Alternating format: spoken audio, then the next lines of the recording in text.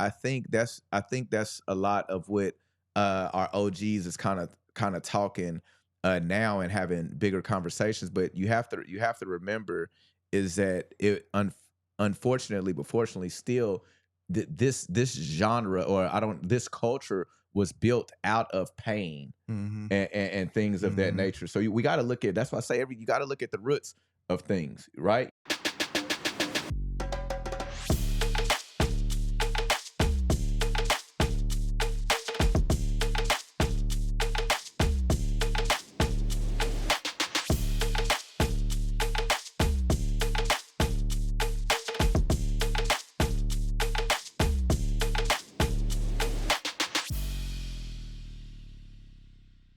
All right, what's good, ladies and gentlemen? Welcome back to the Indie Unplugged.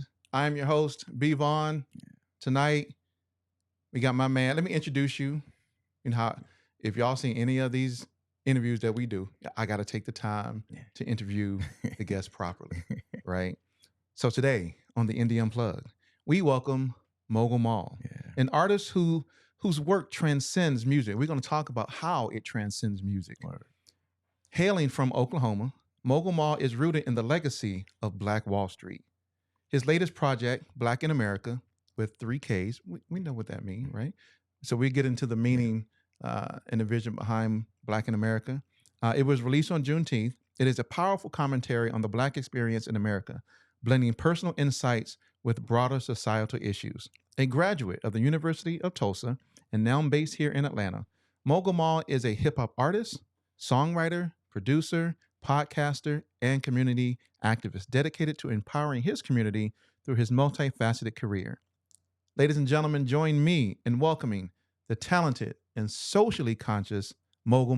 Hey, that's beautiful. You know what I'm saying? What up, brother? How you doing? It's beautiful, right? Yeah, appreciate that. Hey, we got to get flowers when they do, right? Respect. For sure. Man, so glad to have you here on the Indie Unplugged. Thank you. It's a long time coming. Seriously. Like, because we've actually seen each other at many events, right? Yes, sir. I got my little timer right here, right? We've seen each other at many events, and we just never really made the connection to either do something together, to interview, to do something, right? And it's funny because sometimes I go to events and I go, I don't see you from I know you're right. That's right. Yeah, what's good? Right, that's right. Good. I think the last time was at the Grammy party joint. Yeah. So man, and really, and I'm sorry to cut you off, but before that, like even when you were building this, you were telling me about that. That was years ago. That was a few years ago. You know what I'm saying? Like so to see that come into fruition for you, that's really big and major. Man, it's a lot of work. Yeah. My goodness. To be a solo. Not so much solo, right? I do have a team of people who behind the scenes make things happen. But from the actual execution. Yes. It's a lot. It's just me by myself, right? I mean, I was thinking today, what made me think about it before we start getting into the who Mogul is, was watching y'all squad up yesterday. I was like, man. And see, that's a long time. That must be nice to have that. Yes. However, even with us 4, we're still our own individuals and entities. So it's still a lot. You know what I'm saying? Like, that's right. But still, it's like it feels good to your point. Yeah, it's like when you can just call, send up the signal to Super Friends. They just unite, and you're like, for those, y'all know who the Super Friends is, right?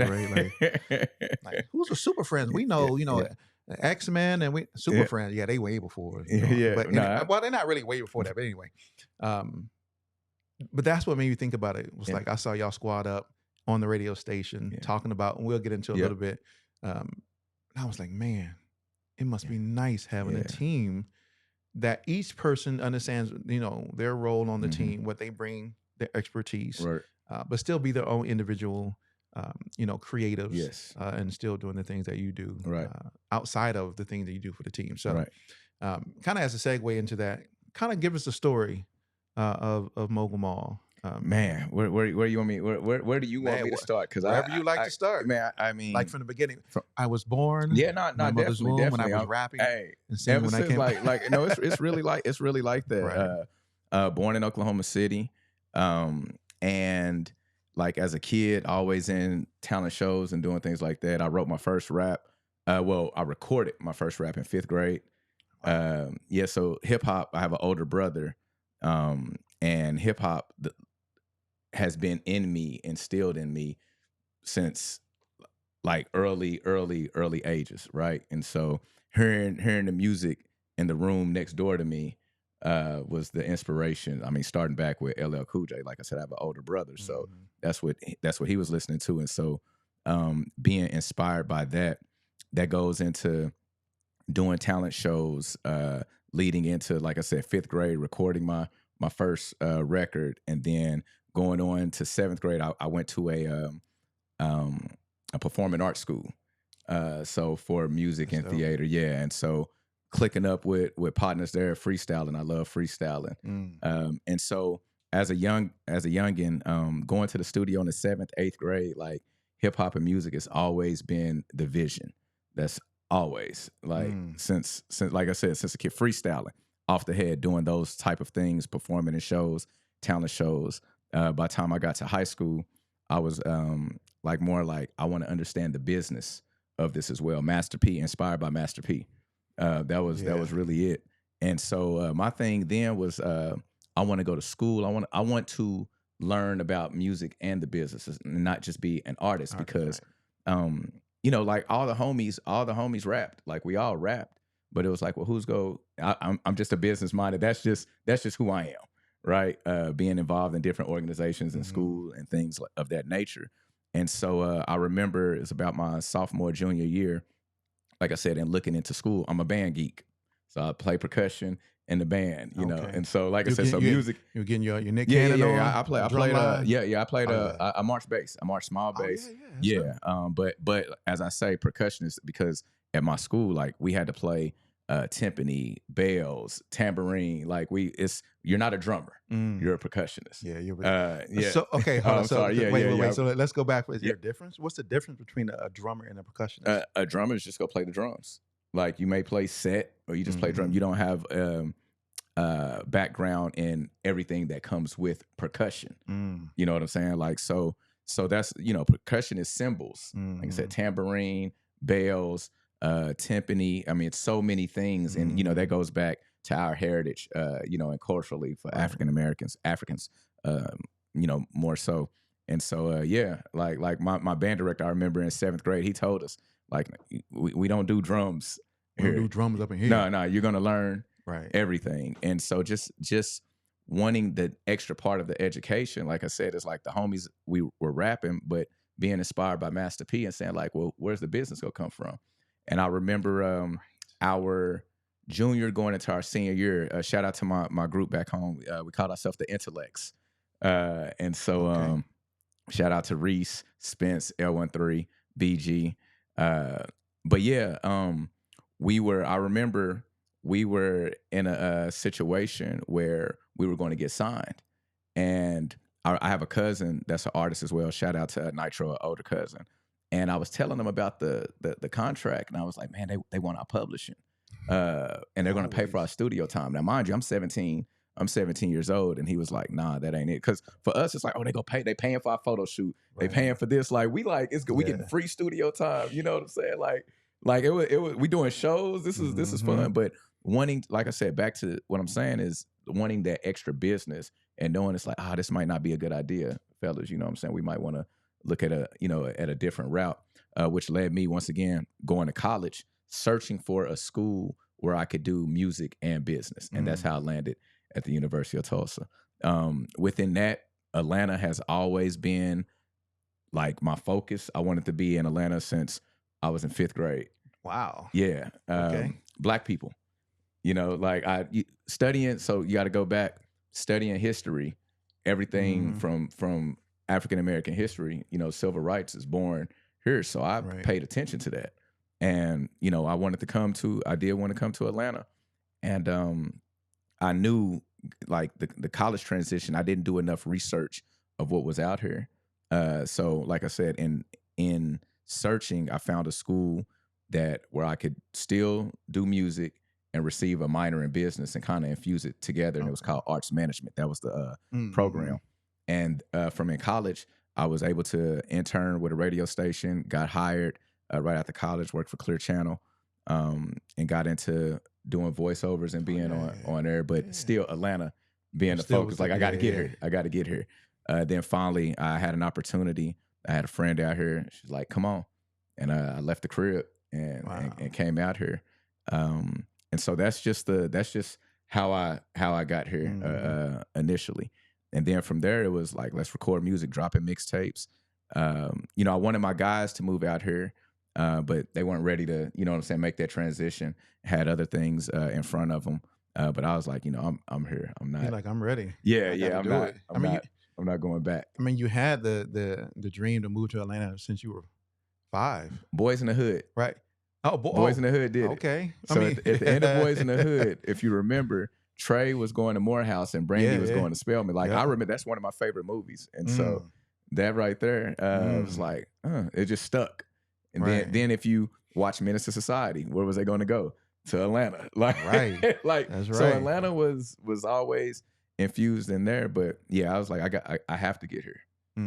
So I did. What was the draw? And I mean, you mentioned Black people, but what was the draw of Atlanta? So all right, so I gotta add another caveat to that. It's beautiful women out here, you know. But in all seriousness though, during that time, so I got out here in 2005. So it's popping. You know what I'm saying? You got Luda out, you got Lil Jon out. I mean, you have Young Bloods, like everything is popping.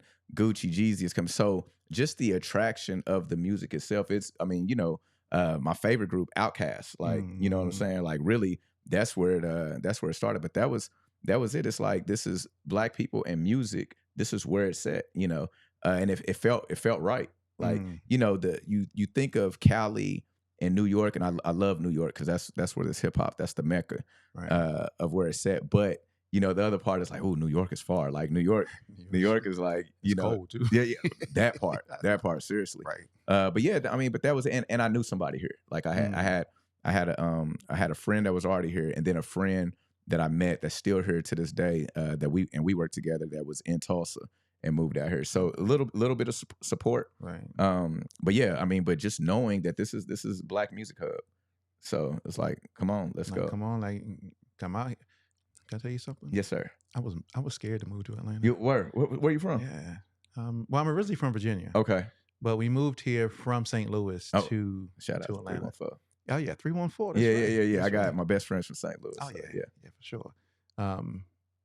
Yeah, I was scared to move to Atlanta. Really? Well, I don't want to say scared, like frightened, like because I knew that Atlanta was a music city. Yeah. And I knew that I wanted to be in a music city. Yeah. But I also knew moving to this music city, I'm gonna say it. It was knowing that there was a certain entity involved in the music business and the artistry, and I didn't want to be involved in any of that. Right. It was like, oh no. Yeah. Oh no. I had watched it. I had watched a documentary by on YouTube by, I guess, some creator called Noisy. Okay. And he was talking about Atlanta. And he happens to mention this one entity that pretty much was all parts within the music. Like, yeah, I mean, literally. Yeah, I was like. So what year did you come? 2018. Okay. So like I said, I got. But by that time it was. Yeah, it's moving. By that time they were in jail. I think for me though, I think probably the difference is I was so fresh and young coming out of like, you know what I'm saying? Like, so the energy, I didn't realize, it's funny that you say that, because I think my heart didn't start beating fast until I was really on the road leaving, and my Mazda is packed up and my mom is in the car behind me and my brother is with me. And it's like, oh, I'm really going to go do this. But it's something that I talked about. You go back to my school yearbook. I said, you know, to be in a music, but like these is words that I said. So it's just following through. And I think also, did you visit before you came out here? Oh, many times. Oh, okay. See, I did too. I came out for a music conference. Oh yeah. You know what I'm saying? Like, so I would, that was the blessing of going to my school too. They paid they paid for trips Oh for yeah, me to, that's the you know what I'm beauty of saying? it. Yeah, I Mhm. went to Houston when Russell Simmons was doing his hip Mhm. hop joint. So I got to visit. I did Houston and I came here, and I was like, man, yeah, Atlanta, that's easy. Mm. Like that's easy. So like I said, when I got here, and I did a lot of things by myself. Uh, I just it just it felt I was comfortable, Mhm. you know, and it wasn't. And honestly, now I will say this: the music scene I was a little shaky in, but being around black people, that was Mm. it was home Oh, instantly. That I think it was for me. That was the like the real mhm. comfort. Was like it was surreal. It was like whoa, like Right. we're I everywhere. I love being around black, Yeah, successful yeah. entrepreneurs and business-minded The people. energy is good. Like that, I Yep, love that. yep. I was listening to a guy today, Cam Kirk, Okay. and never heard of this guy, Yeah, right? And I was listening to an interview he had with Forbes yeah. and talking about his business and what he does, Cam Kirk Studios, and how he does photography. He signs, he operates his business like a record label. Okay. He signs photographers to his company, Yeah. and then they do projects, right? So he will give them like an advance Mhm. to go out and do their projects and blah blah blah, right? I mean, I don't know if he is running it from a record label perspective where he's recouping, Right, you know, right. those things back. But I think they say it was like free of charge, Okay. right? I'm like, well, Well, that's that's interesting. yeah. I was Yeah. like, I think they said free of Yeah. charge. I do want to get him over here one day, Yeah. but that's what I like about Atlanta. Yeah. That and the opportunity. Yes. Because at the end of the day, I got a family. Yep. I don't need to be in a studio and having to worry about if somebody's going to come in there and do Yep. something Yep. because they got an artist in there that they just don't like, so they about to roll up on. 'Em. Yep. I got a family. I got to Yep. go home. I Yep. got At the time my kids were still a little younger, but Mm. I'm like, yeah, I definitely want to be caught up in that. Yeah, for sure. And I think for a while that was the deterrent Okay. for coming here. Um, and then of course I got And then you over it. got over it. I Then you did. got here. I got over it. I said, I don't have to be in those situations. I don't Exactly. have to be around Exactly. those individuals. And it is what it is, right? I Yeah. mean, I think in any city you go to that has a huge um, culture of music, Right. you're gonna find some pieces of it that are probably not attractive. Yeah, for sure. And that was very unattractive. I was Yeah. like, oh yeah, no. But Yeah, no, that's real. I mean, I think that's the thing of just going and being aware. And that's the thing is that there's enough here that you can find your pocket, you know, to be a part of, mhm. and just grow from there. And it's enough room to just build your own, like really, Yes, like sir. that, like that's the thing. But I totally feel you on that because even moving around and being out, I would just say to myself, and I was very strategic in how I move. I remember my partners would come in town and they like, oh, let's just go ride down Bankhead.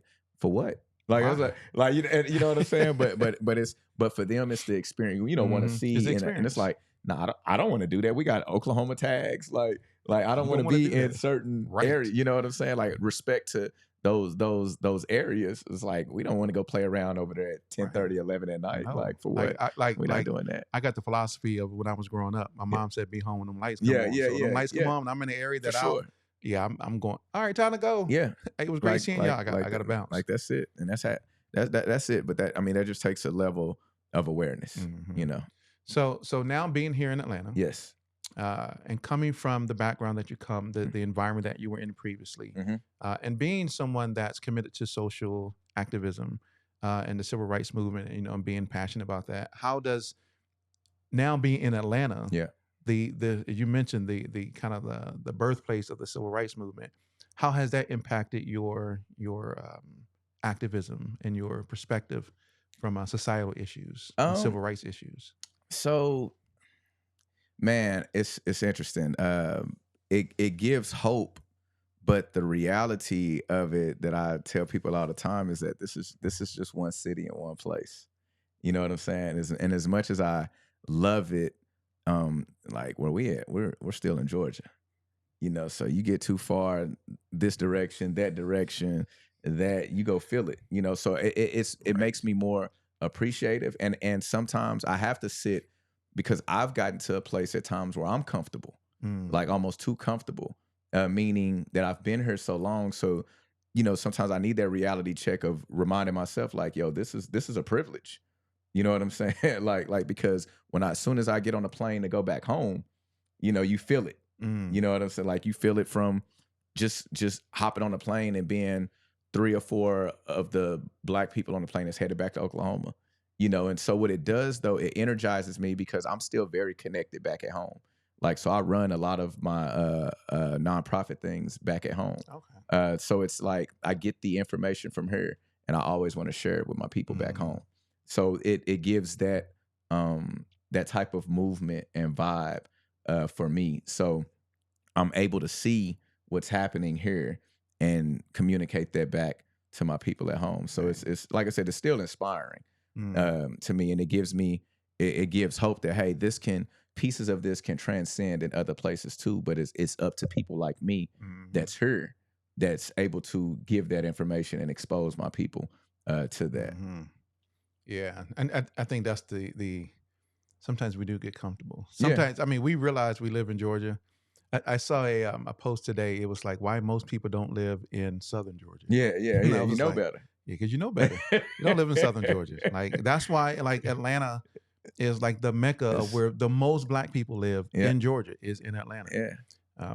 Because they know we don't live in the other parts of Yeah. Georgia, This is especially the southern parts of Georgia. And I'm one I like to get my peace and meditation on and clear my head. So I go hiking.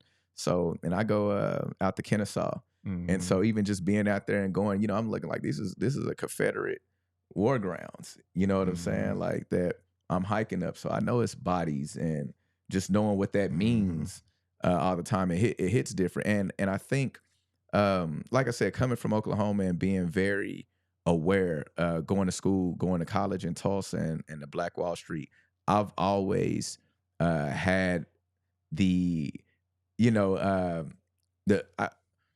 not too pro-black, like you know what I'm saying, like you know, but definitely awareness of it and proud of my heritage and my culture.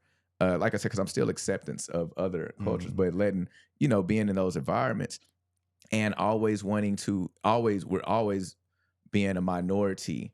But studying Martin Luther King, Malcolm X, Young, doing the Martin Luther King speeches, doing that, but still being a minority in your school, like there's still things that motivate, and it's like I said, that's always been important, and that, like I said, that started as a youth. That was me in elementary school, transcends to middle school, high school. So this is a true blessing to be able to, like I said, see it in live action, to see mayors, to see city councilmen, to see that representation. Right. But like I said, I got a lot of partners out here that's from the crib, and we laugh about how their kids growing up here, this is what they're going to know. Like, it's different than what, so when they go back home, when they go to Oklahoma, they're visiting Oklahoma. That's not where they were born. It's like, there's going to be a shift in the way they view things, which is great. They're not going to have to experience the things that we experience. Like, this is you can really see that. And then my friends that are from here, that are born and raised, I always have to remind them, like, like, you're privileged. You know what I'm saying? Like, because you've been around black people your whole life. You know what I'm saying? Like, that's a privilege. Like, not just black people, but in general, but black people who are actually in positions, leadership, moving and shaking things, and in leadership positions. Like, not like when I grew up, because I grew up with a lot of black people too. But they were just on the street. For right? sure. Right. They were just on, hey, come here, little man. Come over here. Like, hey, watch out for the, what I'm saying? Right. Yeah, I was around black people too, but they weren't really, it was different. It was way different. And I think that's the thing, because for us, when we moved here, it was like a culture shock. Yeah. Like, whoa. Because St. Louis, even though St. Louis is weird, but we got this thing, maybe, I don't know. It was the only place I've ever been to where they ask you what high school you I definitely. You went to, Yeah, right? because you're gonna know somebody. Yeah, Because no, no, no, no. Oh no, it was because that's to determine. it was That's to determine. that's Like right. it's like what set you from That's type right. of thing. Okay, Oh yeah, what okay. set you from? Yeah, What yeah. what school you rolling with? Yeah. Like Okay. you graduated from over there. Oh, that means you over there with them people. Got you. Oh, you graduated from here. Oh, you over there with Got you. these Got people. you. Oh, Lindenwood. Okay, you over Okay. here. Okay. Right. Oh, University City. Then you over there. Right. Bet. So it was but high school. I was like high school, Yeah. not college or Yeah. high school. Yeah. But I mean, and so there's of course mixed races and Yes, people and for all ethnicities and cultures as they are here. Yeah. But when we moved here, so like my wife does business consulting for women. And so she wanted to do some of the events that she was doing in St. Louis here, which they were hugely multicultural events, women of color, and women of different ethnicities, white women. And here, boy, she was trying to put someone on. And the question they would ask her, is this a black event? Yeah. Yeah. And she was like, what do you mean? What you mean? Is it a black event? Like, are only black people coming? Yeah. My wife was like, no, it's going to be open to everybody. Yeah. We're sorry we can't come. Yeah. And it was like, whoa, wait a minute. Right.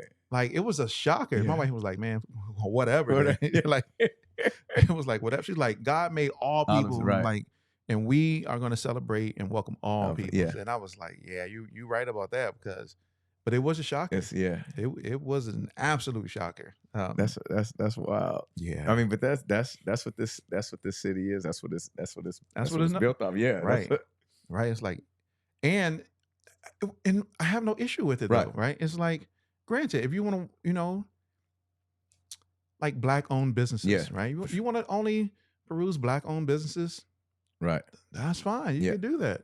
There's nothing because we peruse other people's businesses, so why not have our own where we to support our own and shop with our own and build with our own, right? It's like Black Wall Street. Yeah, and which is so crazy, right? Because coming from Tulsa, Black Wall Street, and coming down to Atlanta, where they flooded the entire city, to build a lake, right? Crazy. It's crazy. Like I mean, and that's so it's kind of like the same. It's like reminiscent. You move from one place that type of thing happened, and then you move to a place where that similar type of situation happened. And that's man, it's.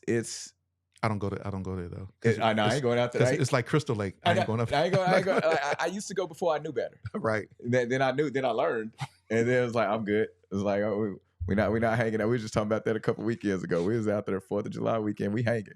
Right. It's like we're not doing that. Exactly. We're not doing that. So yeah, man. But like I said, man, the city is beautiful. I'm glad. Like I said, I think everyone should come and experience it. It's interesting because it's like my family came out Memorial Day weekend for Jazz Fest, and it's like you get off the plane and you see it. You feel it. It's the energy. Like it's a beautiful thing. I'm glad to be here, and I always think about. I was like, if I was to move, where would I go and why?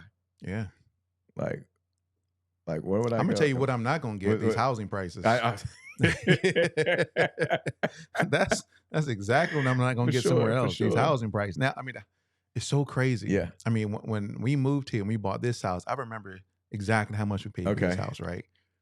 Now they got houses that are being built across the yonder. Probably double. They across the yonder over there. They are worth what this house is evaluated at. With the evaluation of this house is not what I purchased it for.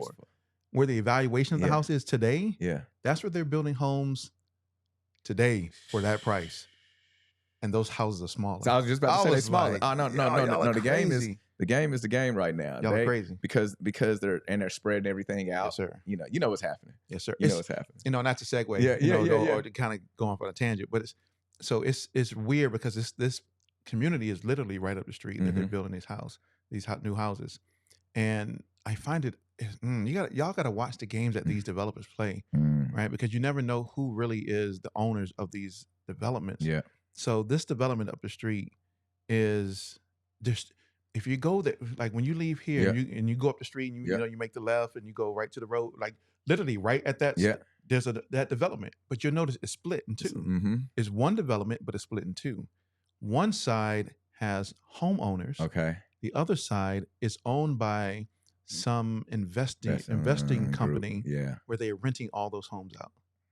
They got the money. Like, are you for real. The game is the game. The game is they gaming over there. And they're buying up the land. I tell all my friends, I was like, man, we're really that's where we're behind at.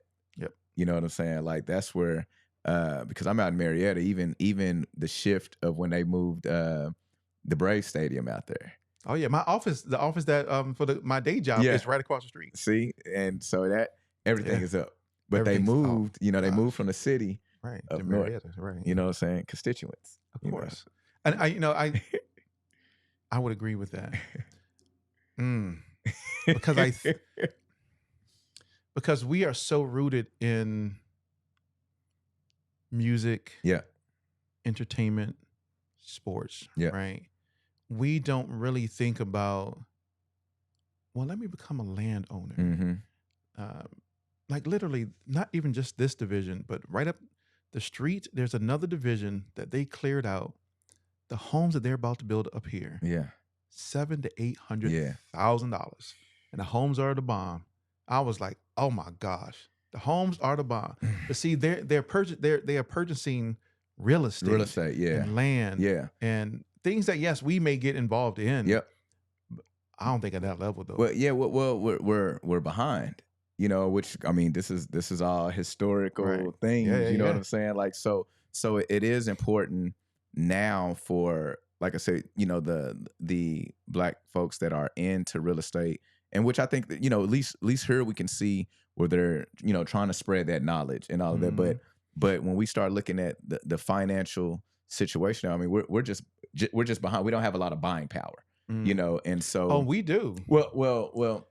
Go ahead. We got a lot of buying power, but we buy wrong stuff. That's the wrong stuff. There you go. That's what I'm saying. Right. So it's understanding what to buy. But even in, I mean, but even all the difficulties to be a home owner for Black folks is really tough as well. And so I mean, I think as long as we keep pushing it and fighting, but it's a journey. Well, we don't understand how money works. There you go. There you go. So now I don't want to say everybody doesn't. If you're, a Black person, I'm not saying every Black person doesn't understand how money works. It's just a percentage is low. Because there's absolutely people out there who are killing it, right? One of the richest Black people in the world is Robert F. Smith. Like we know there are people out there killing it. It's just a number. The numbers game. Yeah, it's a numbers game. But see, because while we are teaching our children to survive and to just make it and get a job, other cultures are teaching their children the tax code.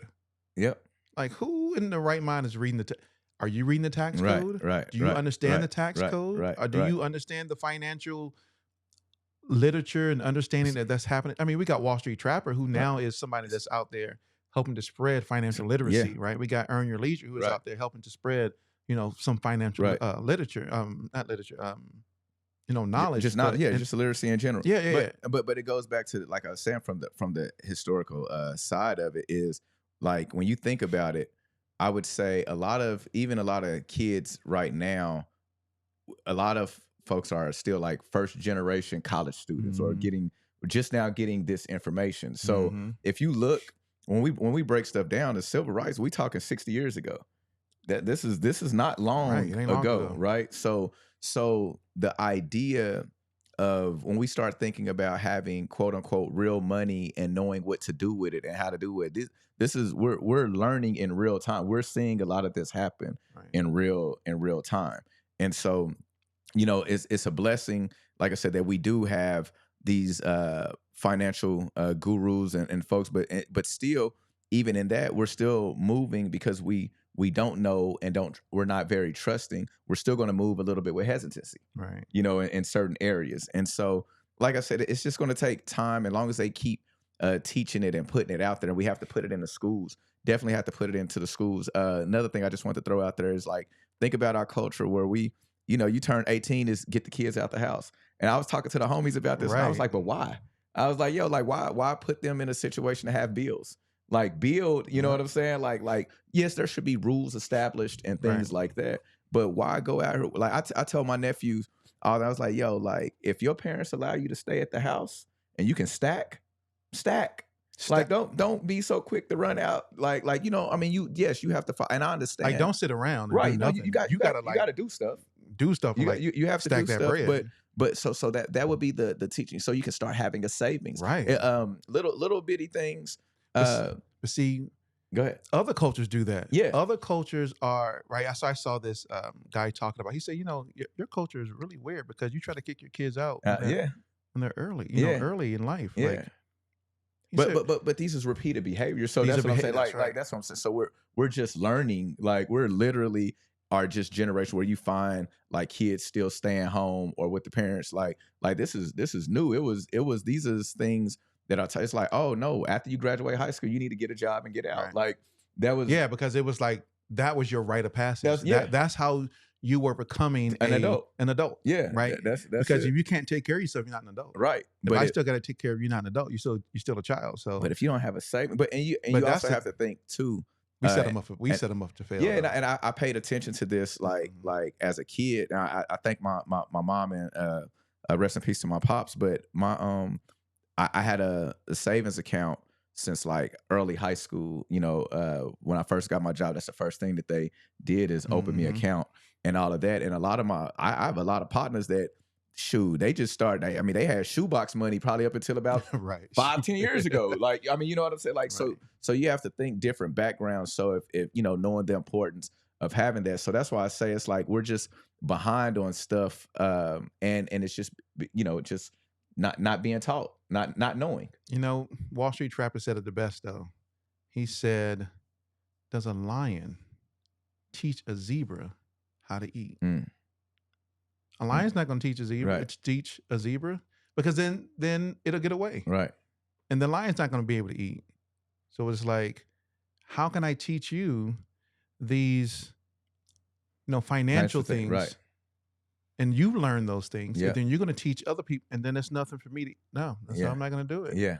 And there are people out there who now there are platforms that are available for people to go learn all these things, right? Yeah. Like I always tell people, if you want to learn about financial Yeah. literacy, go to Investopedia. Yeah. Like that is probably the place. That's the dictionary for Yeah. anything with stocks, finances is Investopedia. Like, shoot, there's a guy here. Yeah. Oh my gosh, I'm going to forget his name. I don't even know. I was part of his whole group and everything. But there's a guy here. Okay. Who does free stock training. There you go. It's free. 2-3 days. Me Yeah. and my wife went down right here in Georgia. Yeah. Peachtree City. Right. Stayed at the hotel. We stayed at the hotel. Right. Spent 3 days there. Did some stock training. And man. Yeah. But this is what they're teaching Right. their children. Right. And it was free. It's like, yeah, just come on down. Right. But a lot of people don't. Yeah, I mean, you gotta. So one of the things I would do back at the crib, like I said, we do a barbecue every year. We've done it for about 20 years now, and I've always looked at stuff like this. It's like you have to put people in a position. Sometimes people don't know what's important. You know what I'm saying? A lot of times we're out here just trying to survive, right? And so That's right. I bring people together. We have music, food, but the whole idea is to give back to the community, and it's a school drive, right? And so the thing is being able. We have to bring people in, food, fun, those type of things, and then educate. There's just things that you have to do in that. Sometimes stuff is too heavy for folks, and we got to recognize that too. Is like everybody is not going to want to gravitate. We like, sometimes I think of it like this: some people are going through so much, trying to survive, that they just at other moments they just want to be entertained, or they just want a relief. And I don't want to make an excuse for people. That's just what it is, and that's why it's important. These things have to be integrated in school. You see what I'm saying? Because these kids, you spend 8 hours, 10 hours from the time you're 4 or 5 years old, right? You know what I'm saying? So we those things have to be integrated in school, so these kids know that it's important. But if mom or dad is working 2 or 3 jobs, because now what we're talking about is teaching folks, and we can say all the time, oh, if you want to know it, it's right there for you, go get it. But if I'm 14, 15, if I don't have to, I'm not going to. You know what I'm saying? Because half the kids at school, you got to think about when we were young. Like, we got to really be real about ourselves of what we want. And it takes special people in certain families to say, oh, I want to change this. But that's not a group. That doesn't really happen. That's not your whole group of cousins. Right. You know what I'm Oh, saying? yeah, Like no. that's We all wanted to be rappers you know and basketball players. you know what I'm saying? Like so that's why I think, man, I'm really big on the way we educate and where we start teaching and giving this information because Mhm. like I said, after that, back to my point of trying to survive, we're looking at households that's it's work. You Right. know what I'm saying? It's check the check. Like what is a savings? What is I barely have money for this. So what do you mean save? What do you mean invest? I want to go vacate now because I've been Right. struggling, you know. So we have to retrain the mind, you Mhm. know. And so like I said, it's an uphill battle. And that's why I just go back to saying civil rights was just 60 60 years ago. You know Not what I'm even saying? 100. Not even a generation ago. It No. was So I think about, like I said, it's you know, if we go back, a lot of kids, if they, you know, think about this though, in most households, finances is not discussed amongst the family. yeah, no. So- And that's because we do not have a culture of where that is taught. yeah, Right? yeah. My grandfather did not teach my mom none of No. this stuff. My mom did not teach me any of this stuff, right? You know, luckily my kids have been different because Yeah, they yeah. were homeschooled and they got a Yeah. whole lot of stuff, Yeah, right? yeah. But So you were the catalyst of a change. yeah, You see what I'm so saying? Yeah. it just wasn't something in our generations. It didn't happen that way. One, because it kind of was like, why is the lion going to teach the zebra how to hunt? Yeah. And it's going to get away. If you knew what the tactics that the Tactic, right. lion was using to hunt you, Right. you would know how to get away. You know how to get it for sure. Absolutely. You Yeah. would know how to get away. You Yeah. would understand the tax code Yeah. and how to maneuver, right? So as an example, Yeah. and then I want to actually, I want to segue into talking about, because I think this is a great point to bring up Black in America. Yeah. As an example, Rick Ross lived down the street. Word. Literally right down the street. Yeah. right? Yeah. His house Yeah. that he has down the street, The not to put Vander's Rick whole Ross, house. not to put Rick Ross, you know, Yeah. housing, Well, you know. but they know he got But, a car show there. but That's y'all what- know, you can look this up, right? It Yeah. ain't like I'm telling you something Mhm. that you don't know. Is what do you think his property is classified as? It has to be a bit. It's probably business. No, sir. Because well, I know he had livestock. I know he has the animals and And why did he get the animals? so that's tax. You understand the business And because he has animals, his property is now classified as a farm. farm. That's what I was gonna say. Okay, yeah, I was gonna say. I knew And the farms livestock- don't yeah. do what? You don't have to pay taxes. Pay on that. taxes. Taxes. Yeah. So he was like, "Oh, I got to get a couple bulls over here. Yeah. Shoot, let me get some bulls. Yeah. They can stay way in the back. Yeah. Yeah. And it's that we just don't, and that's the thing, right? We get upset. Granted, I understand. We get upset with people like Donald Trump and Mhm. politicians, Right. who don't pay Right. as much Now you taxes better as learn we from them. as we think that they should, because they're millionaires. We think you got a lot of money, you should pay a lot of taxes. Yeah. But in the tax code, it talks about ways for To you to get- not to get have it. to pay all these taxes. We pay the most. Excuse me. The middle class pays the most yeah. taxes because we don't understand the Right. tax law. We don't understand putting things into a trust Right. where people can't come and touch stuff. Right. Right. We're now once again learning this stuff Learning that, yeah, in real time. in real time, Right. And it's like, oh, but they've been putting stuff in trust for like years. forever. But Forever. and I know you ready to the Yeah, segue. yes. Let's talk about it. And but that's why if y'all see the shirt, Black in America. Black in America, and you know the 3Ks, and I know that was very tough for people to look at and understand. But I've come from the idea of we weren't at the table when this Constitution was created or any of that. We built this, but this country was created off of white supremacy. You know, and that's what America is, and that's just the harsh reality of it. Right. That's what it is, and that's what we're talking about. We've been talking about this whole time is the results Right. of that. Like that, these are the results of that, and people can't deny it. But when you see it, you know, like I said, I get looks all the time, and why would you? I was like, yo, like here, this is just a plain. What Black person was a part of the Constitution? Like who was sitting there to make it? We were considered 3/5. You know, like not even a person. Not even a whole person. We a fraction. Like that's wild. Like I feel whole. So crazy. I feel whole. I look whole. I look just like you. I get the but same body parts that you got. So, but yeah, like so when I look at America, these are just facts. You can't run away from that, and it bothers me when people try to deny that and say, "Oh, we've come so far," and I was like, "Yo." I say a line in the record, you're 400 years ahead of us. Like that's what we talking I mean, about? imagine that's a race, right? Like, Imagine like, if you were already 400 like meters. you a I mean, lap, miles you ahead. gone. If you're 400 miles ahead of What me, were we talking where am I? about? Am I gonna catch up? Like how so when creating this record or making this, I wanted to shout out to my producer London Elixir. I heard the beat, and it's a bouncy beat. It's a record that you would definitely hear it in a club, but I knew the beat is always what catches people, and it's like I want to say something on it, because at first I was writing some club stuff. And then I had to stop and bring myself. I was like, man, I do want to say something, because and I know y'all have that's been watching this, and I apologize, but I know that I'll TED talk you to death. You know what I'm saying? Like you try to Shoot, me too. So it's trying to find a creative way to still get a message across, and you appreciate it without it being so much. Right. You know what I mean? Like I said, these are the things we have to do when we're teaching or putting information out there. But yeah, so in creating that, I purposely was saying I want to show the good and the things that we go through, and I always start things off with this question, and it's a two-part. It's, what does it mean to be Black, and what does it mean to be Black in America? You see what I'm saying? It's right.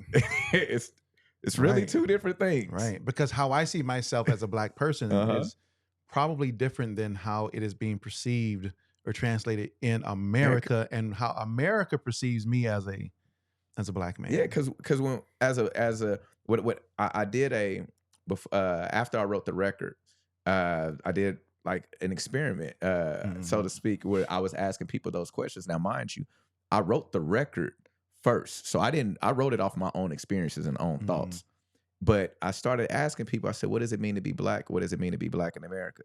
And it was so distinctive of all of the things that comes with what does it mean to be Black. It was so much passion. It's so much, proud, and then you flip to what is it to be Black in America, and you get everything. It's rough. It's tough. It's being looked at lesser than, and it's like these are real, and this is how people were feeling across the board. This is and so I sat back and I was like, man, I hit this record spot on, because no one told me what these are our real experiences. This is it's just what it is. And so I wanted to create something that we can stand on. I know a lot of times for a lot of us, I always like to look at it and say like this, even for me coming from a predominantly white college and white middle and high school, I know at times our voice is lessened, right? Like you get in corporate America or the world, like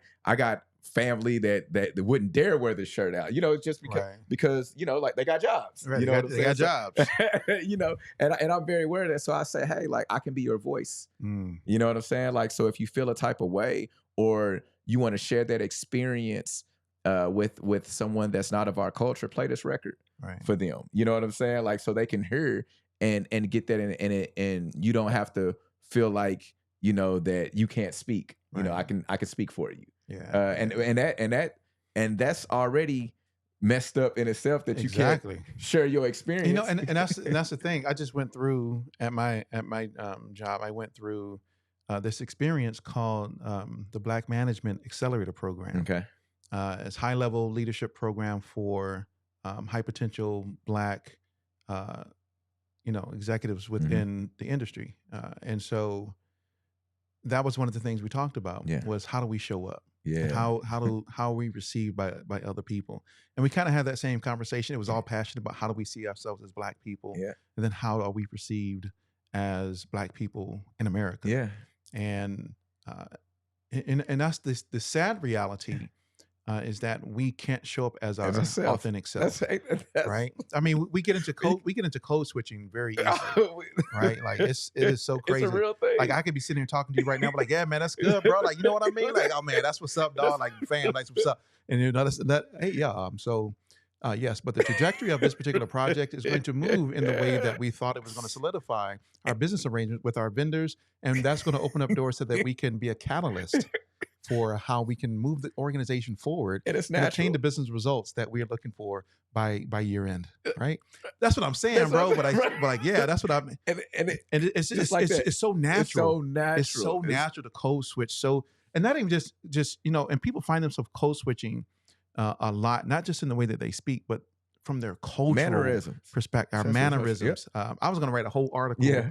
on this whole code switching thing, man. It's so crazy that we find We have to- ourselves that we do that, but nobody else does that. And nobody else. They don't have to. They don't have to. Right? Because they created the. They created the. They set the this culture back- of how that how it's looks supposed and to how we be. operate. This is exactly. But I what remember I'm saying. there was a friend of mine back in St. Louis, Marlon. Yeah. Shout out to Marlon. What up, Marlon? Marlon doing some amazing things back in St. Louis. I got to get him on the show. Not just being a great entrepreneur, he's also Murphy Lee's manager. Okay. Right. And so I had a conversation with Marlon because we used to work at the same company together. Okay. And he had long dreads and everything. We was like, yo, bro, you got to cut that. Like, I'm telling you, like, bro, it's sad that I got to say this to you, my guy, right? I mean, it was me and another leader at the company. Was like, I'm sad we got to even say this to you, but we see mad potential in you. In order for us to play this game that we got to play, you got to cut your hair, bro. Like, I sad that we got to even do that. Like, I shouldn't even have to say. Yeah. They should be accepting of you the way that you are, right? And what was so crazy, it reminds me of that episode of Living Single with T.C. Carson, where they were trying to get T.C. to cut his hair. Yeah. And he was like, in his Kratos voice. Right. Because he did the voice of Kratos, so y'all don't know this, but his Kratos voice, I ain't cutting nothing. Yeah. Right? I was like, that's what I'm saying. Man, we got it. It was true. But you know, back to even the beginning of our conversation, though, the code switching is people got jobs and you got finances. You see what I got a family. You got a family. like this is what it is. So guess what happens is that we tend to, and I think it's getting a little better now in certain areas, but we tend to lean to the younger generation tends to lean towards jobs and organizations or career paths that's accepting of, you know what I'm saying, of that. And that's important, man. That's so important. Like I said, to have to cut your hair, to have to be able to speak like this. Like, man, for me, it's like, can you do the job? Can you get it done? Can you do the job? You know what I'm saying? Can you get the job done? Like, I think there's a certain form of etiquette that should be in any type of business, but to have to, but like I said, to have to not speak as, you know what I'm saying, like to be comfort. Now, I do think there are certain standards. Yeah.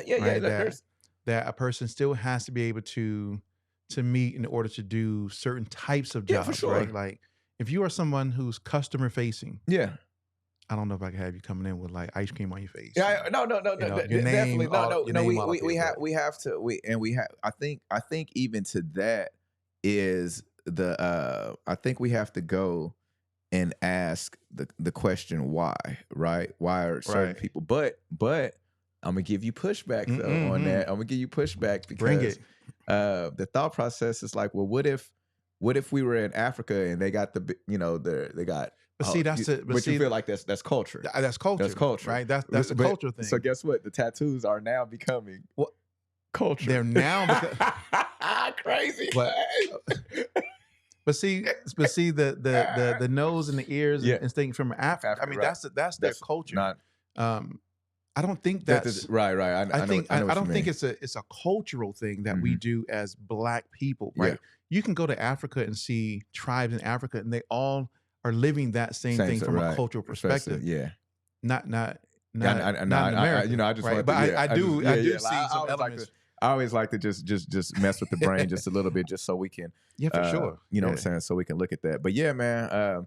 Like I said, that was I remember in creating this. Shout out to the engineer Stein, Skin and Bone Studios, because I'm not gonna front. I was like, man, I knew when I was creating the imagery and what I wanted, but I still was going back and forth with the America. Like, do I want to put this? And he was like, put this, put it in there. Yeah. And I appreciate that extra level of confidence that he gave, because it had me second guessing and I'm usually I'm out there with it. You know what I'm saying? But I had that moment of and that's crazy that I had that, but we all go through it. Right. And I'm just so glad that he pushed me to move forward with it and be unapologetic about how I feel and what I, and what I think that other people think as well. You know what I'm saying? It may Right. not just say it. So it's like, yo, like I can stand in front and stand on Mm, that. that's right. So Yeah, I like yeah. that.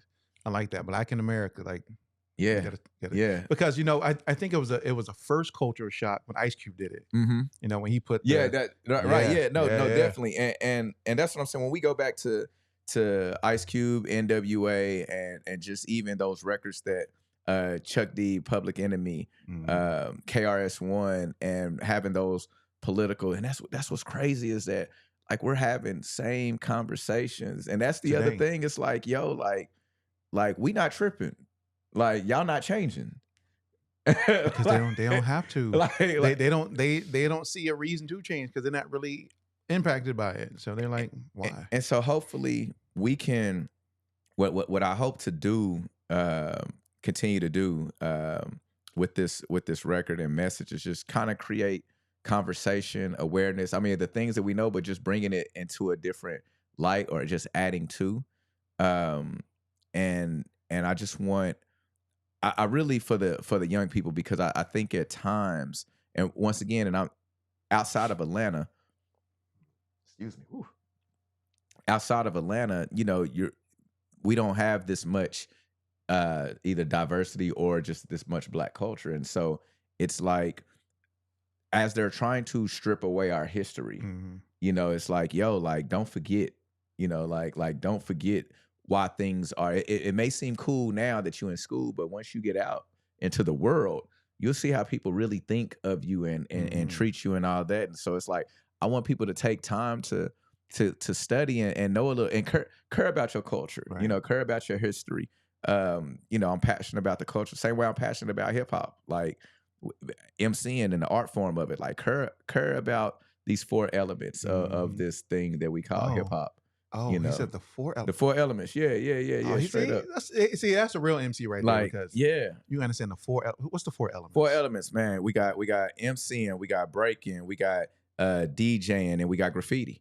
See, graffiti, like most people, like Nah, yeah, graffiti, like that's art. that's art. That's art. Yeah, that the was part of breaking, it. Oh, yeah. like DJing, scratching the car, like this is Yes, this sir. is culture. This is so, I like to tie on both ends. Like we don't want to, there are certain states is, and then what is it, the what is it, the DEI, Oh, diversity, like, equity, and yeah, inclusion. like they're trying to get rid of that affirmative action, all of that. Like, yo, like understand, like, man, this stuff is so deep. It's really understanding why and how HBCUs were created, Mhm. right? You know what I'm saying? We had to have our own. Like we weren't Right. accepted. You know Right. what I'm saying? Like, so it's always, and that's a sad thing for us, is that we've always fought to be accepted. Mhm. You know what I'm saying? Like much respect to people who's in the military and served and all of that. That's bravery, like straight up. But this country never cared. Like they could, but always throw us in the front line. Right. Like when it's so the things that we fought for. I don't want younger people to lose sight of that. You know what I'm saying? Like I don't want our culture, and that's from the being as a Black person, and then also from the hip hop side. It's like don't forget with this. It's not just rap. Mm. You know what I'm saying? The rap is just a part of it. Got a question for you? Yes, sir. Yes, sir. Because I think this is going to be in a podcast this week on Friday. Yeah. I think I'm going to talk about it on. Yeah. So I read an article recently that was talking about. Now, my whole thing is I don't care about two grown men arguing with one another, right? So I haven't really been following the Kendrick and Drake type thing. I haven't even really been talking about it on the podcast or in interviews, right? Yeah. But I want to. You mentioned the four elements of hip hop, the culture of hip hop. When we talk about culture today, is it the same as the origination of culture of hip hop, or has it transcended into something completely different? I'm trying to understand. I think I'm too far removed to understand when people say Kendrick did it for the culture. What does that mean? He did it for the culture, right? So, wait, before you answer, it's kind of like a long question. Yeah, right? Go for it. Because when I think of culture, right, we go back to organizations. when I think of culture, it's a certain set of beliefs, Mm-hmm. guidelines, Mm-hmm. habits, the way that a certain set of standards that Mm-hmm. people operate by, right? So when you think of a company's culture, right? Mm-hmm. What is that in the company? And it includes like in my organization, we have different pillars and all these different things of how we, transparency and Mm-hmm. humility and get the job done, and all these different pillars of what defines the culture. So okay, so let's get back to, so what does it mean when we say someone is doing it for the culture? I think so. I think what has happened is that we use the word real loosely, right? And I think the first thing is we have to analyze who it's coming from, right, and where it's coming from, and understanding like when we're talking about culture. When I heard Kendrick say that, it's kind of like a two part for me.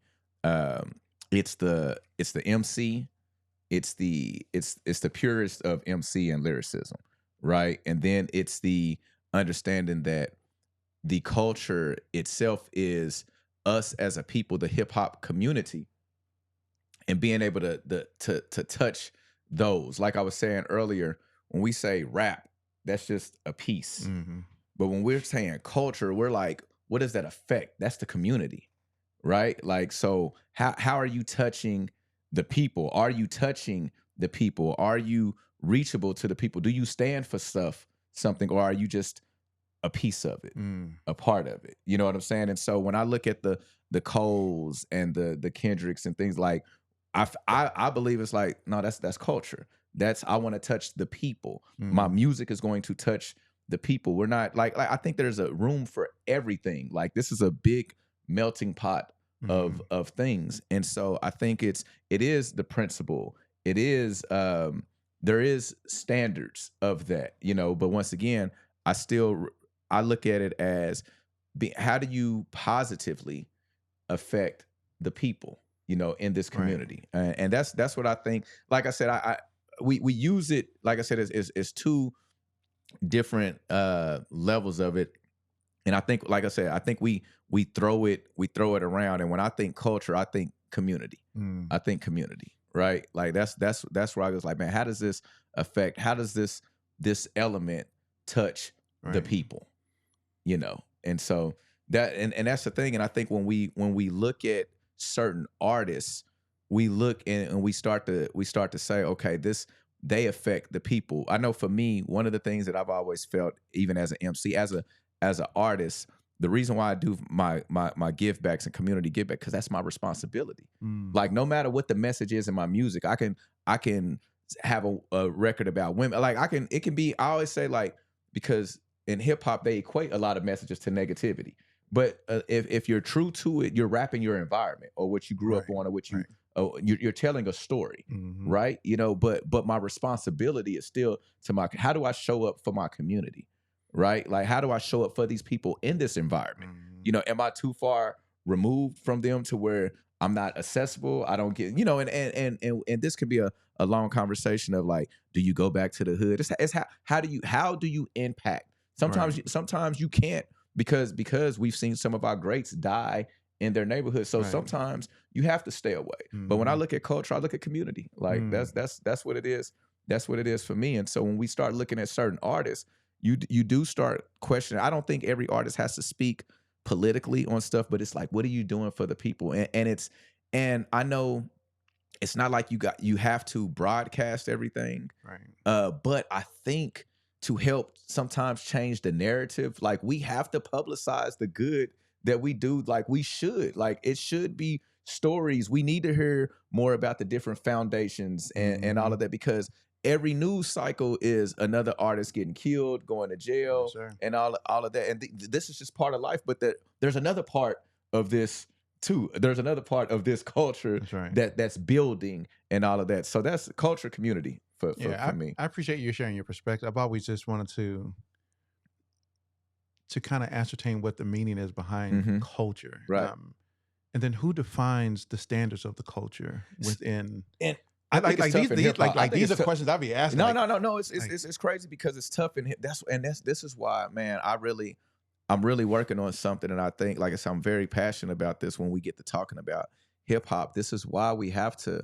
I went to the hip hop 50th. I went to New York. I went to the Bronx. Like I wanted to do I wanted to go touch the soil of what this was built off of. You know what I'm saying? Like you have to You went to understand. Sedgwick? You went to Yeah, Sedgwick? I was right there. Yeah. I was right there. I got it right here on my. You know what I'm saying? KRS One was going crazy. Like I got it right on my phone. Like it was a great time. And the energy, man, it was so even me being there, I felt like, man, it was so crazy because I felt like that I wasn't hip hop enough. Mm. You know what I'm saying? Like because I'm in the Mecca. I'm Right. in New York. I'm right there in the boroughs. Like I'm right there to see. This is, man, this was party energy. This is what they took they took nothing and made it something from, like I said, it's like, so when we say culture, we're talking about the kids. When you see the fire hydrants spraying the water out and all of that, when you see them Drinking from the break water dancing, hose. yeah, like that's what so when we look at that and seeing what those parties was with the DJs, with the break beats, with that graffiti, what that did. And then, yes, it turned into battle. It's competition now. You know what I'm saying? So you have that in it. No, it's not to tear each other down or anything, but it's just competition. It's like, yo, like that's in anything. For your company wants to be better than this company. There's competition everywhere. That's right. what this thing is built off of. So when we say culture, that's why it's important to know, where did it start from? How was it established? That's what it is. Right. See, and that's it. So you mentioned like in companies, right? But Yes. there are rules of engagement Mm-hmm. that companies abide by, Mm-hmm. right? Whether we know them or not, there are rules of engagement that Mhm. companies abide by, of things that they know that they're not going to do in competition with another company, Yeah. right?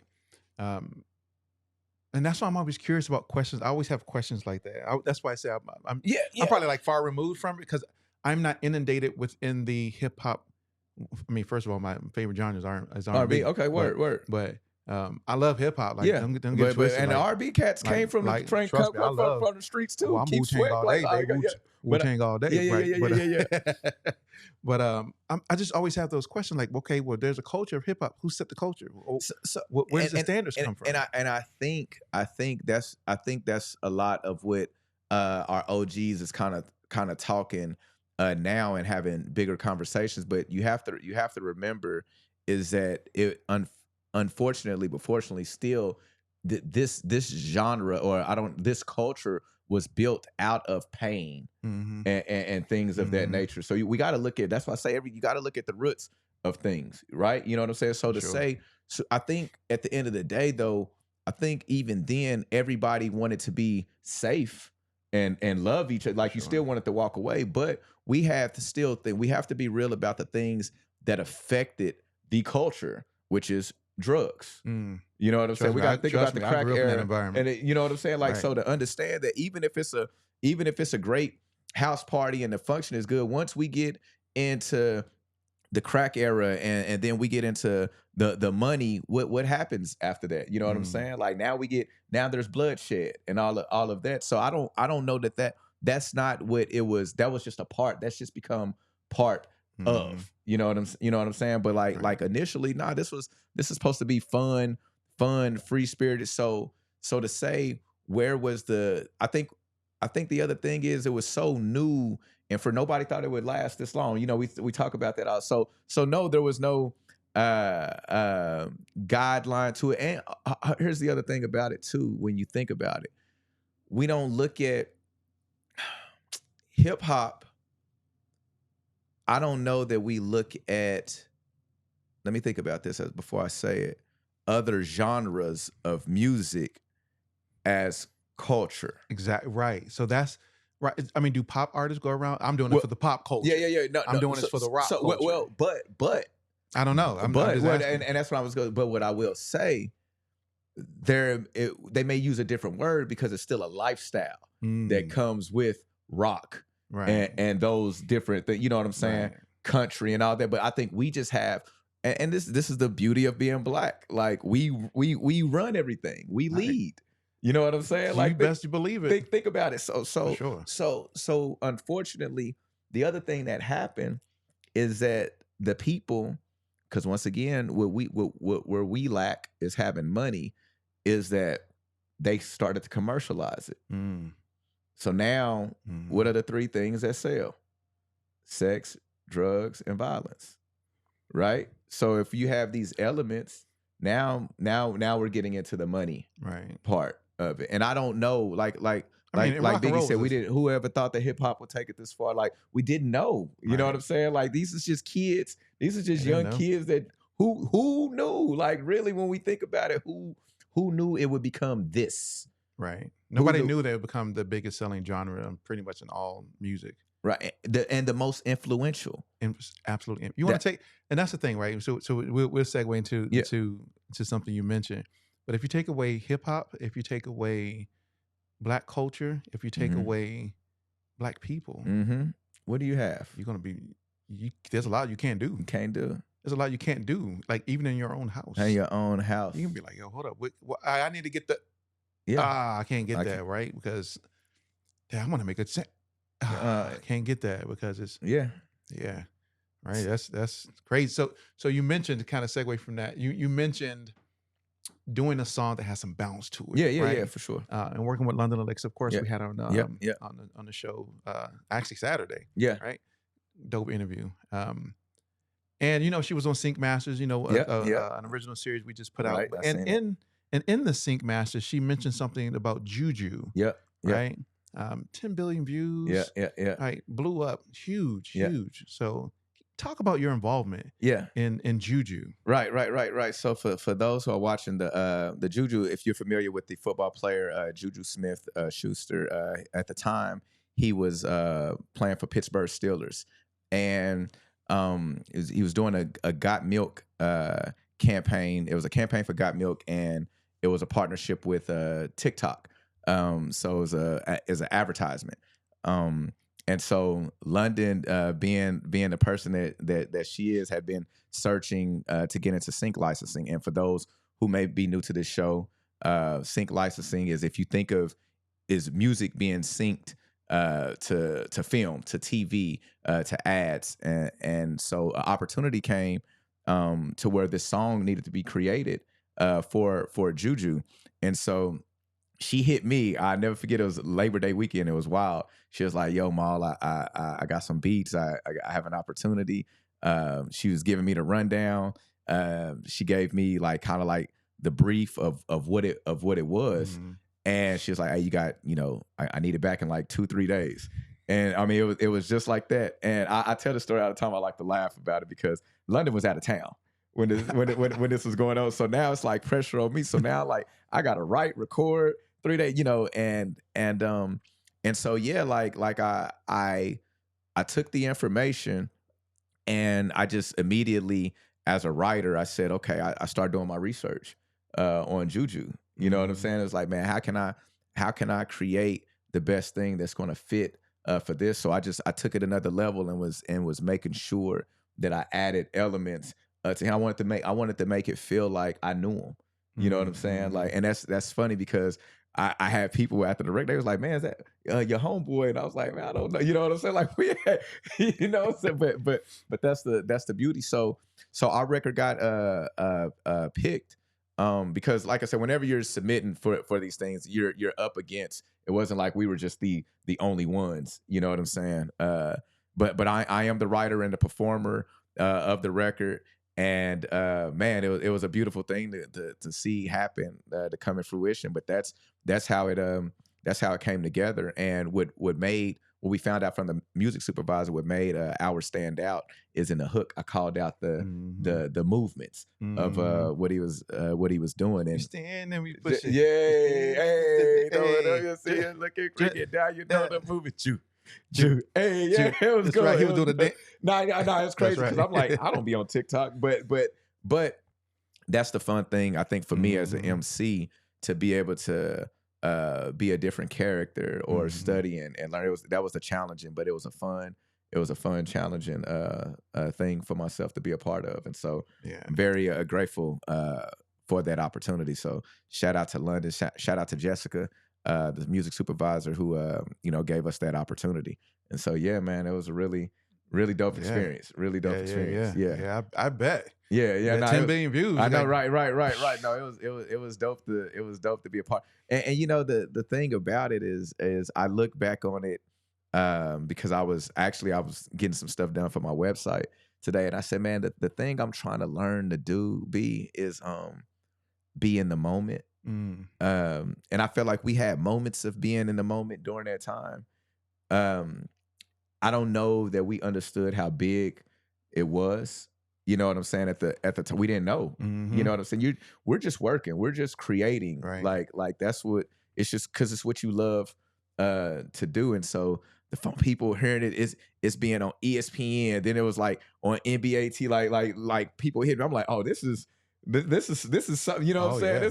This is something. I'm like, oh, this is You talking fire. about something that went viral. Like, yeah, like no Yeah. dead, like for real. Like I had partners, man, I had partners who had kids that was like that I went to high school with. They're like, hey man, I just want you to say what's up to my kid. You know, because they was like, I want them to know that I know you. You know what I'm saying? I'm like, you know, like seeing that reaction from kid. That Mhm. was the other thing, seeing the kids doing it and then like, oh, that's you know what I'm saying? Like I always get a joy out of that. But that was really dope. Yeah.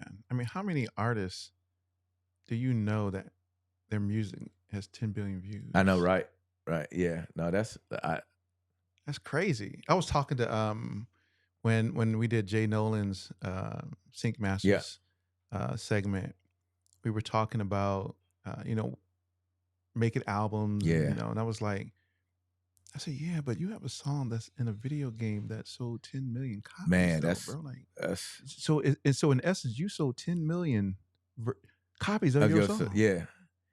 That's That's crazy. crazy. Nah, yeah. Nah, That's up in Taylor Swift. nah, that that's really dope. You know what I Man, shout mean? out to Like, Jay Nolan. He's a really dope artist oh too, yeah. man. We got a record together called Glory. I'm glad to be able to have that be on the track with him. But I think, man, like you work and you just work and you just work. So you don't even really So you look up, you're like, yeah. And it's like, oh, that happened. You know what I'm saying? That's that. But you're just trying to knock things off the box, you know, mm, and you know, and I know Jay Nolan can probably attest to this too, man. It's something that you've been working at for so long, right? You know what I'm saying? Like, so I'm gonna speak for me on this. I know for the TikTok as grateful as I was, it was like, oh, but I got more. You know what I'm saying? Like mhm. that, like I want more, like that's just a okay, that's cool. You know what I'm Right. saying? Yeah, Like yeah. because you've been grinding, you want the world. So it's like being appreciative but not settling for Mhm. that moment, you know. And so that's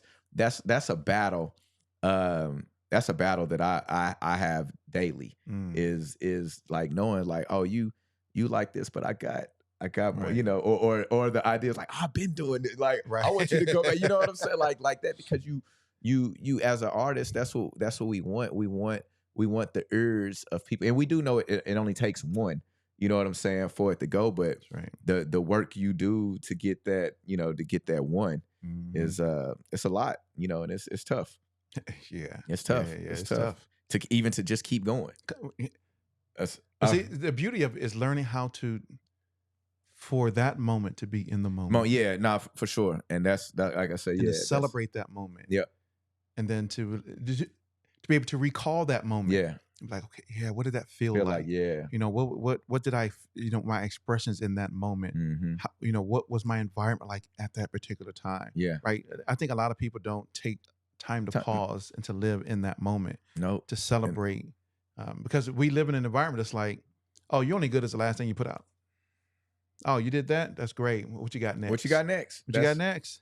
You know, and that's the culture of hip hop. It's like, oh yeah, but what you got what's next yeah. though? Oh, you just had a hit record? I need another Great. one. I need another one. I What you need got another next? one. And It's we like just can't it's just like, can't, yo, like, let me, dog, just let me enjoy this. right, Like, I just, right. No, no, I just knocked it out of the park with it. straight You up, want another one straight right up, off the bat? Like, straight wait, up. Like, yeah, yeah, I yeah, know, that's man. But we trying to eat. trying to eat, right? Trying to eat, So, you know. man, trying to eat. All right, man. So let's move into Yeah. a new segment Okay. that I gotta find like some new intro music Yeah, just yeah, for this just throw it segment in there. right Yeah. here. We're gonna call musical hot seat. Okay. Right. All So right. I have a couple questions Okay. that I'm gonna throw at you. Okay. I want you to think about the very first thing that comes to your head, Okay. and then to name what that is and to give a a reason as to why that Okay, is for you, I'm right? nervous. He said musical hot Right, seat. right. Yeah, right. Right. So, okay. So what's your all-time favorite song and why? Ooh, all-time favorite song. Now I gotta. Right, you got to think about that. Oh man, all-time favorite song. Oh man, golly. That's a tough one right at the gate. Ooh, man, I'm gonna go with. Oh man, that's all-time favorite. All-time? What is my favorite? What is my favorite record? Like the kid in me, man, has to be Nothing But a G Thing.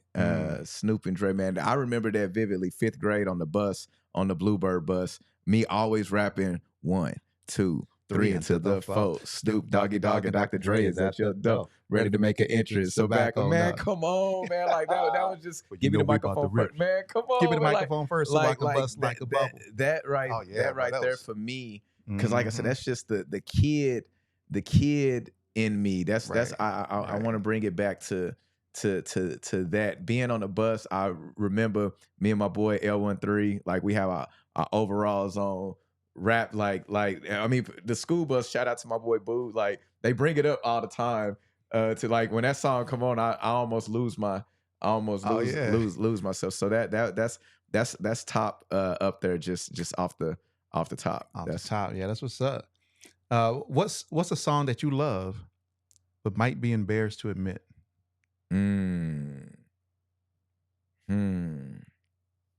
Still in hip hop. Oh, it can be anywhere, but you can stay in hip hop if you want to. Let's see here. Oops. A song that I love. So tell me this: are we going recent or? Oh, you can go anywhere you want to. Go Oh yeah, it's a song that you love, but you might be embarrassed to admit that you love this song. What's that? How that song go? Because I just found myself singing. Hold on. What is that song?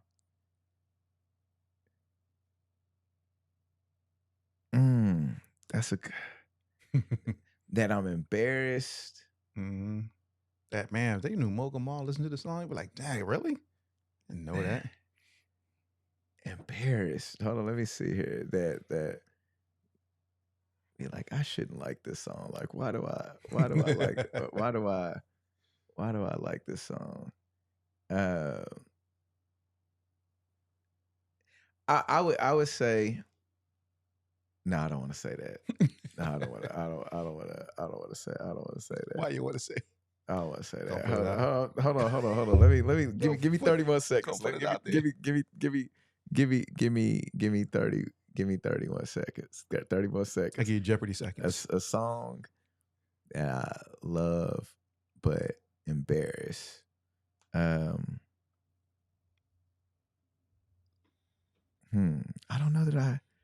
don't know that I have one that I'm embarrassed. That's I think it's the embarrassed. Like if we caught you singing it, you'd be like, oh dang, I wasn't expecting them to catch me.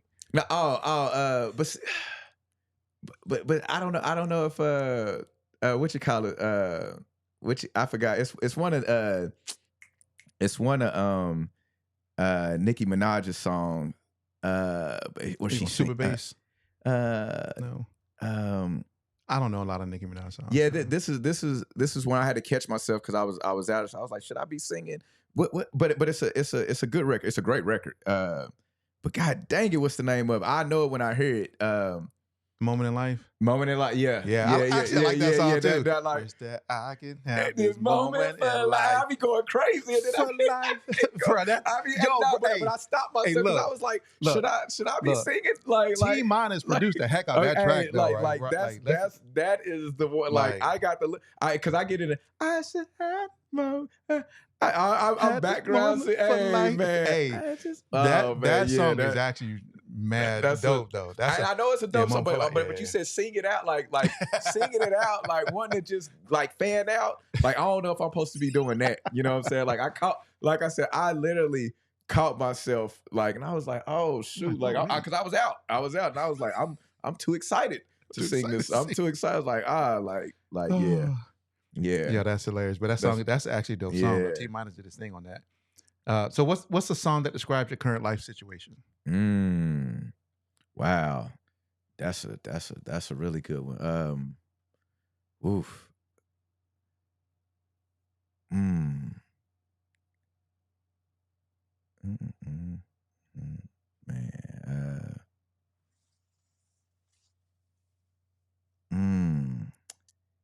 He said one that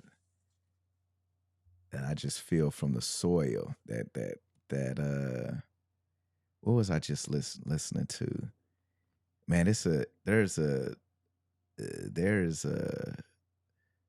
a few. These are great questions. I ain't gonna lie.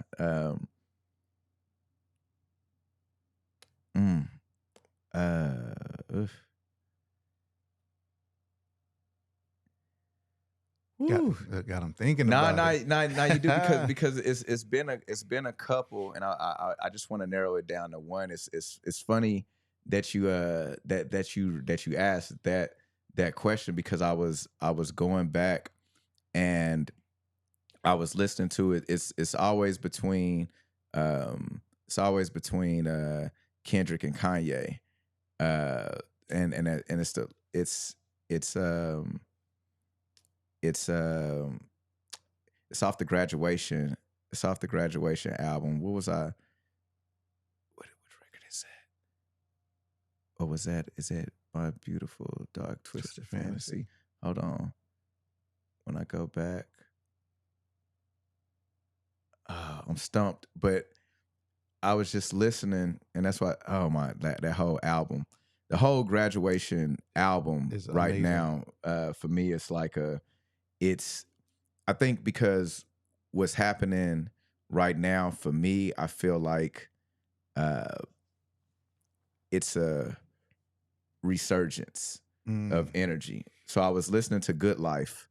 I was listening to Good Life a couple of days ago, and like I said, it's like tapping in to that emotion and feeling. But that whole album itself is just I just say that whole album, the graduation. I can't give one song. One song off of it? Yeah, just that project itself is probably where I am in life.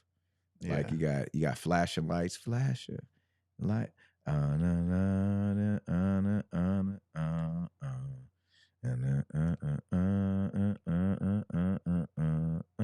the whole album is flashing lights. What do? Oh man, Oh, yeah. just give me. That's a great question. See, it took him back to that moment. Nah, yeah, for sure. That's right. But that's what I like to do, is go back and even listen to like records, like because what I try to do, and I'm sorry, because it's like I'll get away and then come back to stuff and see like what am I You do feeling? like a cold thing, Like Kendrick thing. yeah, Go away for a while. Got to get away come back. because I don't want to hear stuff. Right. Like I gotta let my emotions and feels do it. And then to be honest, and I hate to jump on this too, but the last couple of weeks it's been me listening to my old records, like because I need reminders. Like, ooh, I can do that, or I've done that. Because sometimes you get in a place of just being stuck, and it's like, oh man, I was listening to this record just a couple of days ago. It's called "Trapped in a Maze." Shout out to my girl Amber Glenn, who's on the hook. And I was listening to those words, and I was like, man, wow, like the feel and pain that was kind of, I'm gonna have to play it for you before I leave. Yeah. But listening to old work is a reminder. So right now I'm going through a lot. Like I said, it feels like a rebirth going on right now. So yeah, that's what's up. Sure. What song reminds you of home? Oh man, can I look up the name? Can I pull? Oh, okay, because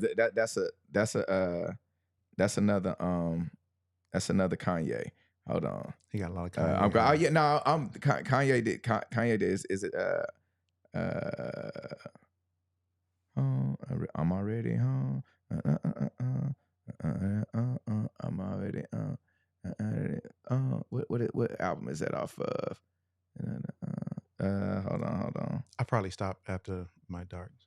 No, It's probably on it's there, in but yeah. no, it's in the first. But after graduation and late registration, that was Homecoming. Mm. Yeah. Oh my gosh. And I'm coming home again, and they gonna start again. Oh man. Oh man. Oh, and I'm coming home again. Oh yeah, that's that. Yeah. Yeah. That's what's up. Just a couple more. Mm-hmm. What's the best driving song for you? Oh man, right now. Oh shoot, man. This my type of party. Dom Kennedy. And I got about 4 records that Dom Kennedy. That's when I hop in the whip. I'm definitely grinding. OPM, Platinum Chanel. Dom Kennedy get me right, and it's hot outside too. You said OP, right? OPM. Oh, That's OPM. the name. Okay. That's one of the records. Yeah. Yeah. I So, think you're talking about OP like outside of the perimeter. Oh no. Oh, like that's the song you listen to outside of the perimeter? No. What song do you listen to IP? But yeah, Dom Kennedy. That's what I'm riding to. Yeah. Dom Kennedy or Nipsey. Okay. Yeah, that's Okay. exactly what I'm going. And I think it's on the Nipsey record. I almost forgot. Hold on. Let me see here. My Nipsey record is there. Hold on. It's on Victory Lap. Hold on. Let me pull up Victory Lap. Status Symbol 3. Yep, Status Symbol 3. That's my riding around smoking by myself. Oh yeah. I almost forgot what I was doing. You gonna have me while I'm riding that. Hey, is he gonna be riding that when he leaves? Yeah. I'm right. Yeah. I just got hyped. You know, as I was thinking of these questions, and I'll throw one more at you. Yeah. But I was thinking of these questions. I was like, what's my best driving song right now? When I drive in Atlanta, it's Ludacris. Move. Get out the way. Get out. Because oh my God, they be driving so slow. Now, what get me hype and going? I listen to Euphoria by Kendrick every day. Oh, okay. And that's every day. Every day. No, that's the energizer. Like that get me that production on there is crazy. I've been on that for 2 months straight. Like I'm that's what's up. Like yeah. That's what's up. I get in the car. I'll get in the car right now and I'll go Siri. Siri's gonna play it. Yeah. I'm like, Siri, play first person shooter. No, yeah. No, that's like, one. That's one. Yeah, for sure. Yeah. Okay. So last song. Not last song. What's your favorite? And you probably mentioned a couple of them already, but what's your favorite movie about music or musicians? Favorite movie about music or musicians. So none of those were musician led. True Menace Society wasn't. No. They had rappers and stuff in them. Right. So Juice, because Q the DJ. Yeah. Like that was really that was it for me. And of course 8 Mile. Oh yeah. Like 8 Mile. So that's what, and then I definitely still love Breaking. Yeah, I go back. One or two. Which one?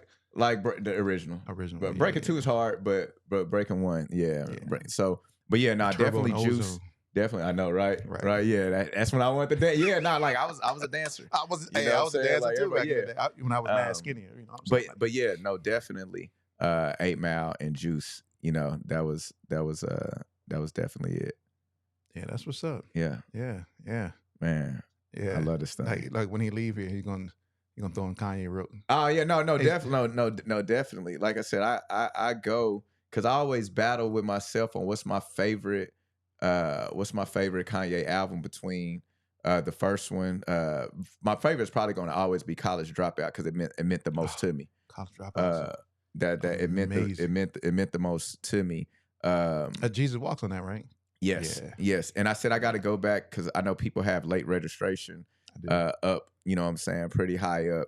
My Beautiful Dark Twisted Fantasy. But that Graduation, and the thing about Graduation, it was so short. I was sad about it because it was so short. But and when you was asking me about records, I'm sorry earlier, but Champion. Oh, I wonder, do you know what it means. Oh man, to find your dreams. Like I almost shed a Mm, tear. mm, So that's why I say like when we talk about like what means the most to me, I can go through that and it brings me back to the fact it's like, dang, I still feel the same way, and mhm. it's motivational more than anything. Yeah, that's So what's up, brother. yeah, So, yeah. how can people connect with you, follow your journey, Man, hear your music? so go to mogulmall.com.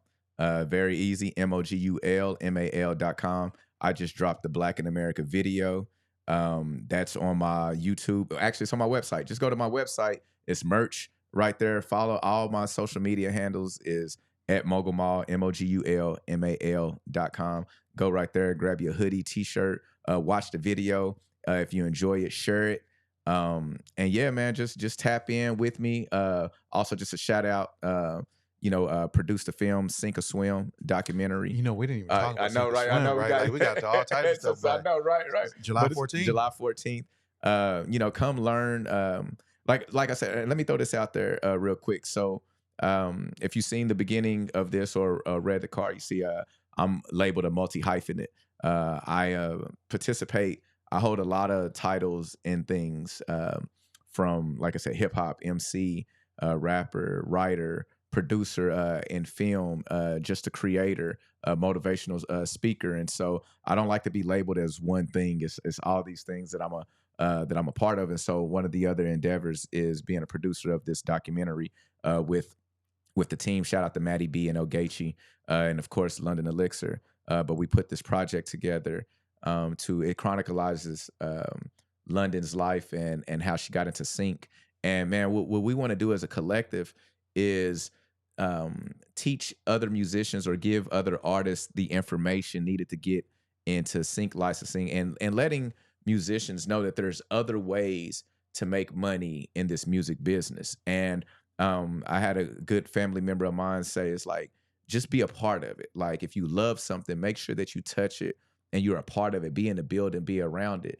And I want artists to think like, yo, like you may not, this game is really it's only a certain amount that's going to be up at the top. The same way as the NBA, same way as the NFL, the same way as any company. So, but if you love it, you might have to be in the G League, but you still getting paid. You might have to play overseas, but you still getting paid. So if the goal is to make money off of something you love, then figure out your way and lane and don't crash out because you didn't become the number one artist at a time. Like I love this.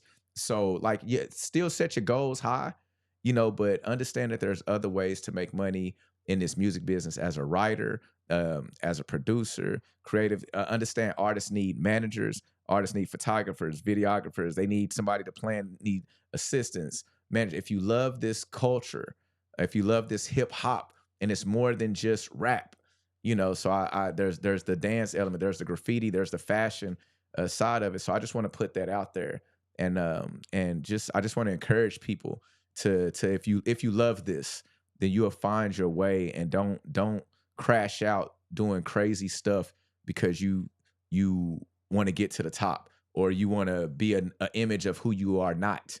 You want to go make these records because this is what's popular. Like, nah, man, if you really love this thing, man, you'll do it. And when people ask me, and I'll wrap up, I'm sorry, but No, when people wise ask, words. when they ask like, if I ever stop rapping, I'm like, too short. No, I won't stop rapping. I can't stop rapping. Why would I stop? Like Big Sean say, why would I stop? Like this is the only genre where they put an age limit on the music. And it's like, we got to stop doing that, man. We're growing, we're maturing, and we should be able to do that. You don't ask rock and roll, you don't ask R&B, you don't ask jazz, country. We don't do that. It's just right here. So let's continue to elevate this and let's grow with it. And that's it, man. So like I said, once again, Mogul Mall, MOGULMAL.com. Check me out, follow me, be a part of the movement. And yeah, man, show love. And thank you. You know what I'm saying? Like, thank you for Wise allowing words. me Oh to yeah, for come on your sure. platform and share and just chop it up with you about everything. We just have, Everything. you know what I'm Hey, that's saying? But everything hey. besides music, you See, know what I'm saying? Like, that's and music included. right. That's good. Just good combo. So Good I'm combo. grateful Yeah, for the opportunity. I love how he He was like, yeah, just go to YouTube, go to my website, Go to right? for sure. Go to my Yeah, website. yeah. Go to Because the that's the yes. thing, right? Is learning how to change people's mindset of going to just YouTube. Right. For me, it's been a struggle, Yeah. right? Because all my content lives somewhere else, And somewhere. Yep. right? Yeah. I seen that. It Yeah. lives on our On platform. your platform. And so you're not gonna really see it on YouTube. Mm-hmm. And if you want to see it, you got to go to the platform. Yep. Right. But Yep. but I'm gonna tell y'all, Yeah. right? This is where it's leading to. Mm-hmm. Right. You think it's not. Trust me, it is leading this way. You're gonna start to see a lot of your music entrepreneurs and creatives and thought leaders Yep. moving away from like YouTube Yep. and creating their own Yeah. communities and platforms, right? We're doing it with We Create Music TV. Mm-hmm. Wendy Day just did it. She Yeah. just launched her own. You're gonna start seeing. I'm gonna tell you, you're gonna start seeing a transition from YouTube Yep. to like their own platforms Yep. because you can do stuff like get your merch. Yep. You know, you can do special things on your website, tour date. Well, here's the thing. So many things. It's yours. You It's own yours. it. You own it. And that's the battle. We know we have to live in other places to get the eyeballs on, but to get that, y'all help us. I mean, we understand, because I'm battling right now, even with on IG. I was been going back and forth of like, do I want to release my video, the full video on IG right now? I just got a snippet, and it's good. but here's the thing. Here's the thing. What I've learned, like I said, it's so tough for us as independents because what we're trying to cater to is for people not to be lazy, right? But you want to make it easy for them. So the thing is, so my hope is that even if you see it on other platforms, that you still want to rock with me enough to just come buy in to that and see what I have, and I'll make sure I keep you entertained. And that's how we do. For sure. So yeah, we trying to get the music video on We Create Music TV. Yeah. No, we got it. Yeah. Because that's the platform. That's kind of what we want to do. We want to be able to offer those types of things to. I mean, we want to be like the right. Like I don't want to say Netflix, right? But no, I'm gonna stop one day and stop saying like Netflix. No, but yeah, it's like a network. It's a network. It's a network. That's it. And just on this network, we want to offer independent music creators, music videos, and films. I mentioned that to London when she was here. I was like, yeah, we can sink or swim, dive in the original one, and dive in deeper. Yeah, why not? Let's talk about what that looks like. And so, like that's how we do it. You know what I'm saying? Like that's the learning part and the creative part of it, and knowing that those things exist and that those opportunities are out there. That's right. So that's it, ladies and gentlemen. Hope you enjoyed this interview with my man Mogul Mall. Yes, I know you're gonna get plenty of gems out of this whole thing, man, brother. I appreciate you being here. Thank you. Yeah, I greatly appreciate it, man. The questions it was good. You gonna have good. me think? Nah, you gotta have me go for real. I need you to send me some of them questions. I want to really, I want to tap in with those too. That make me think. Yeah, I'll give you the secret right after this. But ladies and gentlemen, thank you once again for watching the Indie Unplugged right here on We Create Music TV. Of course, I am your host, B. Vaughn. Whenever you watch this, I always say have a great night, day, whenever you watch it. But appreciate you tuning in. Join the platform if you haven't joined. I mean, it's pretty much the only way you're going to be able to see it. So if you're seeing clips on Instagram, YouTube, Twitter, all them other platforms, come to We Create Music TV. Matter of fact, we got something coming up only for members, only for subscribers, which is a whole Sync Masters live Q&A. Yeah. You want to know about Sync licensing? You got to be a member. Yeah. Dope. We're going to start offering a lot of member and subscriber events. That's the only way you can get them. Yeah. But and we're going to have some people. But anyway, thanks for tuning in to the Indie Unplugged. Peace.